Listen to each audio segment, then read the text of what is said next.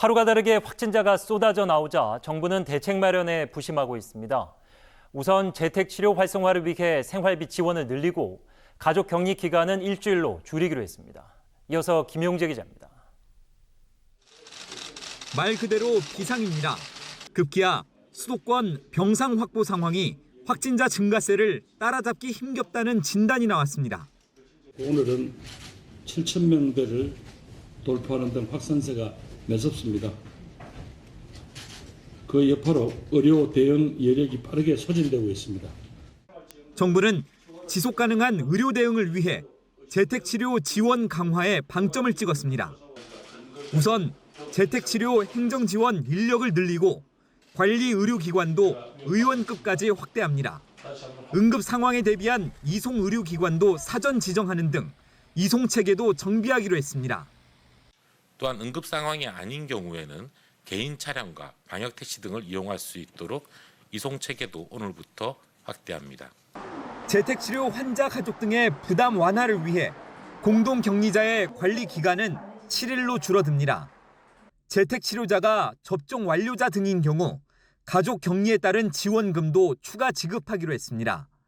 4인 가족 기준 생활지원비는 기존 90만 원에서 136만 원으로 늘어나게 됩니다. 공동격리로 인해 생계에 어려움을 겪는 가정이 생긴다는 지적을 고려한 조치입니다. 이와 함께 내년 1월부터는 고위험 재택치료자에게도 경구용 치료제를 처방합니다.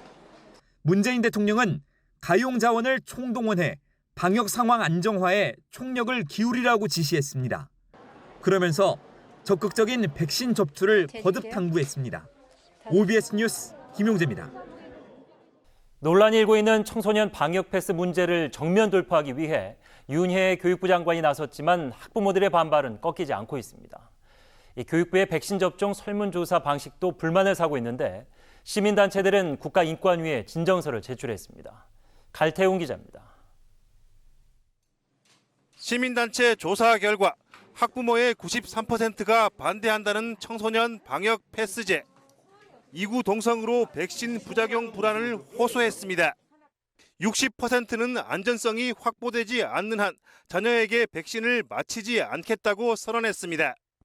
안전성과 관계없이 접종하지 않겠다는 의견도 30%나 됐습니다. 백신의 안정성이 지금 확보되지 않았고 그 안전하다는 신뢰가 없는 상황에서 청소년 방역 패스를 시행함으로써 사실상 접종을 강제시키는 게 아닌가. 반발이 좀처럼 수그러들지 않자 윤해 교육부 장관이 직접 나섰습니다. 서울 한 중학교에서 온라인 포럼을 열고 학생 학부모를 설득한 겁니다. 그럼에도 결론은 청소년 방역 패스 강행이었습니다. 배석한 전문가들도 최근 4주간 청소년 확진자가 성인을 넘어섰다는 말만 반복했습니다. 현재 상황에서 가장 최선의 감염 예방 방법은 백신을 접종하는 것이다. 그래서 소아청소년도 적극적으로 백신 접종에 참여해달라. 교육부 설문조사도 논란을 키우고 있습니다. 학교 단위 접종 여부를 확인하면서 미접종 응답은 별도 집계되지 않도록 했기 때문입니다. 일례로 희망하지 않는 사유 객관식 답변의 경우 개별 접종과 미접종을 함께 묶었습니다. 학교에서 백신을 맞지 않는 이유가 백신 거부인지 따로 맞기 때문인지 알 수 없는 겁니다. 시민단체 세 곳은 오늘 청소년 방역 패스는 인권 침해라며 인권위에 진정을 냈습니다. OBS 뉴스 갈태웅입니다.